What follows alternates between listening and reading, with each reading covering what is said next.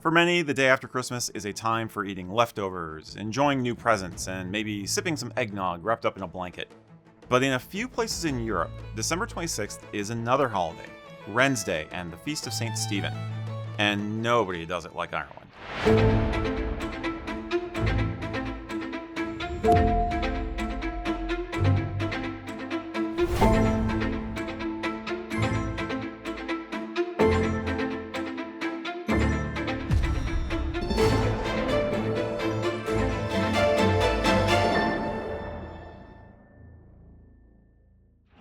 Pronounced Wren's Day, or Lá an Drolín in Gaelic, this exciting celebration incorporates jubilant music, parties, and parades of people wearing fantastic costumes.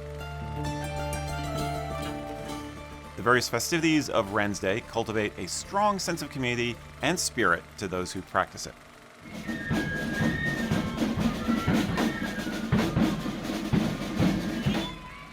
Now, the origins of the holiday are shrouded in mystery. It's possible that it has roots in pre-Christian Celtic culture or religion.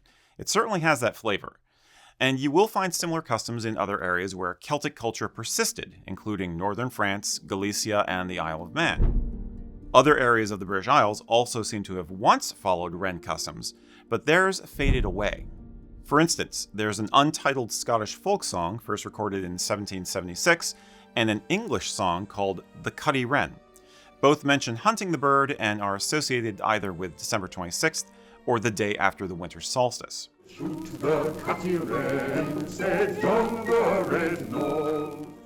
In Ireland, Wren's Day is celebrated on St. Stephen's Day, and the heart of the festivities centers around the practice of capturing a wren and parading it through town on a decorated pole. Today, the slaying of the bird is strictly symbolic, and a fake wren is what they use.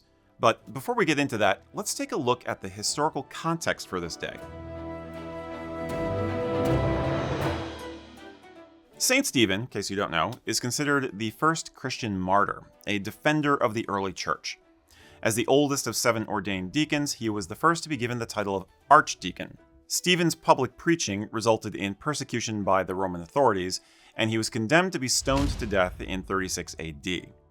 He is the patron saint of deacons, altar servers, stonemasons, and casket makers. The Christian rationale for Wren's Day is that it commemorates an event from Stephen's capture. As the story goes, Stephen was being pursued by Roman soldiers and hid behind a furze bush. His presence was revealed when a wren began singing from the bush. Thereafter, the king of all birds, with its loud and distinct call, became known as a traitor. So the ritualistic hunting and killing of the bird is a sort of retribution for its treachery. But then, after the hunt, traditionally, Wren's Day tradition dictates that a funeral be held in honor of the bird. This seems a bit odd if the animal is considered an enemy of the church. So it may in fact be that this is a clue that the ritual hunt started as a pre-Christian tradition, and the story of St. Stephen's betrayal was created by early churchmen. This in an effort to channel pagan reverence for the wren, which may have been sacred to tribal peoples in the Celtic cultural hegemony. Now, in this theory, the wren may have been a stand-in for a year king character, that is, a personification of the agricultural year and the land itself. By hunting the wren, i.e. the king, the spirit of the old year was sacrificed and good luck for the coming year was invoked. But that's about all we can say regarding the origins. So how does this holiday itself go down, and who are the Wren Boys? Where did they start? Well, first, here's a little background on mumming, which is the general type of holiday that Wren's Day is. Dating all the way back to at least 400 BC, mummery seems to be a Roman invention. To kick off the new solar year, they honored the agricultural god Saturn with parades, parties, music, and dance. This mid-December celebration, known as Saturnalia, is one of the precursors of our modern Christmas. The etymology of mum, or mummer, connects it with the Old French word mummer, which means to mask oneself, also to the English word mum, as in quiet, and even to momus, which was a personification of satire and mockery from ancient Greece. Mummers are masked mimers, who don colorful garb and elaborate disguises to perform either in processions or theatrical performances, called, you guessed it, mummeries. One popular example of this is in Shakespeare's A Midsummer Night's Dream, wherein 4 characters perform a mummery for the wedding of 2 nobles.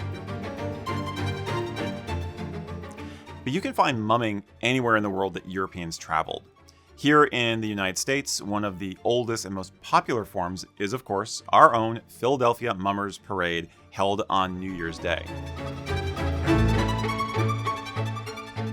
In Ireland, as in other lands, mumming included men dressed up in bright clothing, playing various instruments, and traveling from home to home to entertain guests with dancing and singing. In one form, the mummers would in fact perform a specific play wherein the character of a doctor used a magic potion to resurrect the dead. This is a bit similar to medieval mystery plays if you think about it. One particular type of Irish mummer, the Straw Boys, would appear year-round, performing at events such as weddings and wakes.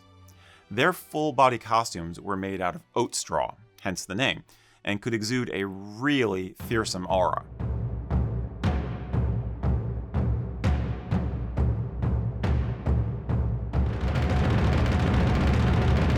The straw was woven into skirts, mantles, and masks of elaborate design, decorated with colorful ribbons.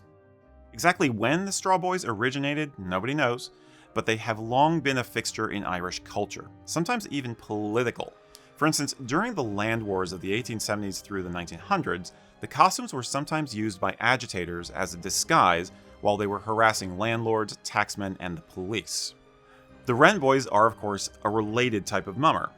They've not always dressed up a lot, however, when they did, straw boy costumes were often used alongside other derivations, including cross-dressing. In areas like Kerry, Limerick, and Galway, the mummers would craft costumes from old clothes, and they would usually paint their faces with burnt cork or ash. Whether it was for vengeance or to ritually end the old year and usher in the new, the rather bizarre ritualistic sacrifice of a bird was traditionally assigned to adolescent boys. I mean, who better than a gang of rowdy lads bubbling over with, well, let's say vigor and determination to do a job like that? Scouring the village hedgerows and woods in pursuit of their prey, the Wren Boys would hunt in groups, a friendly competition. Once a bird was caught and killed, they would place it on top of a pole, usually decorated with holly, and triumphantly parade their prize around town. Any teams who failed to catch a bird or were caught with a fake bird were publicly shamed. The parade, with the wren pole in the lead, would march door to door asking villagers for money to bury the wren. Those who contributed were given a feather, which was believed to bestow good luck on the household. Naturally, it was considered very bad luck not to give the Wren Boys some coin, and mischief would often ensue. Festivities concluded with the wren being buried and everyone marching off to the pub to celebrate. And this form of the custom persisted well into the early years of the 20th century. How much money does it cost to bury a wren? Well, the custom dictated that the bird be buried with 1 penny. What really cost was all the ale and baked goods the Wren Boys needed to celebrate. And it's easy to imagine that plenty of non-hunters joined in the parade and the eventual party at the end, thus allowing the whole community to come together. Nowadays, things are pretty organized from the start and very inclusive. Men, women, and kids of all ages partake in the capturing of a fake wren and marching in the parade.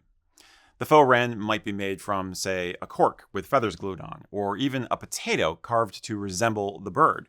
So, thankfully, no more innocent wrens are harmed in the name of this holiday.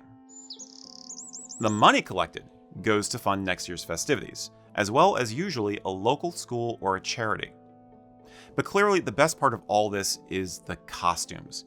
Each oat straw mask, gown, and skirt is painstakingly handcrafted, a practice that continues to be passed down from generation to generation, preserving local styles. And these days, any and all types of outlandish, fantastic attire is perfectly welcome. Most festivals will include a competition for the best costume, in fact. Non-stop music is the other essential piece. Today, you'll have both marching musicians and stationary bands playing mixes of bagpipe tunes, folk music, and pop. And this includes the ever-popular Wren song. Now, there are a few regional variations, but it basically goes like this.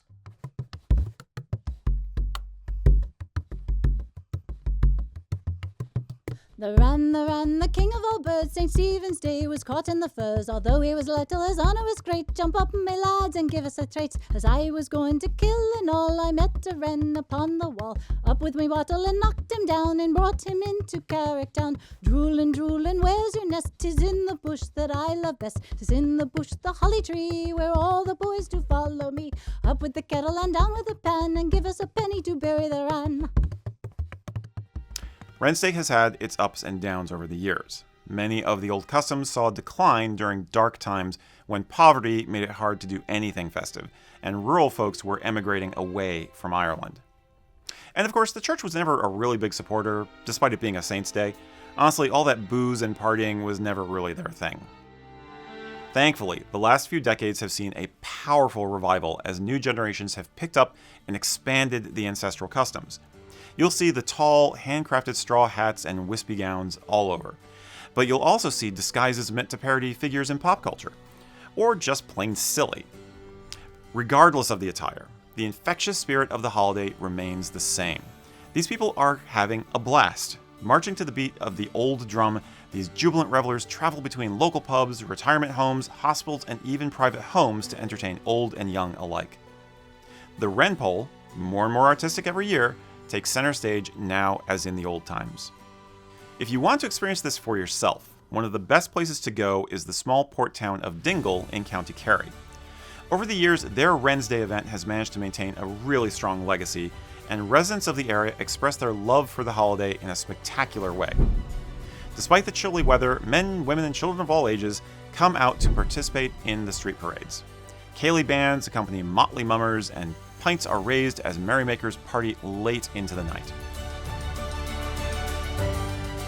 For the residents of this rocky shore town, it's their most cherished Christmas custom, period. So let's hear it for the king of all birds. Treacherous or not, this little fellow is responsible for one of the most fun and colorful pageants of them all.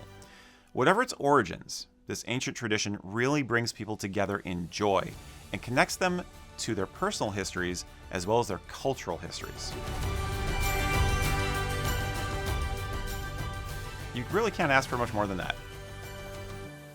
Thank you for watching. If you'd like to see some more videos about Celtic customs surrounding the holidays or other stuff, check out our channel and especially this playlist over here. I hope you're enjoying your holiday season and you have a wonderful time with friends and family and make a lot of noise.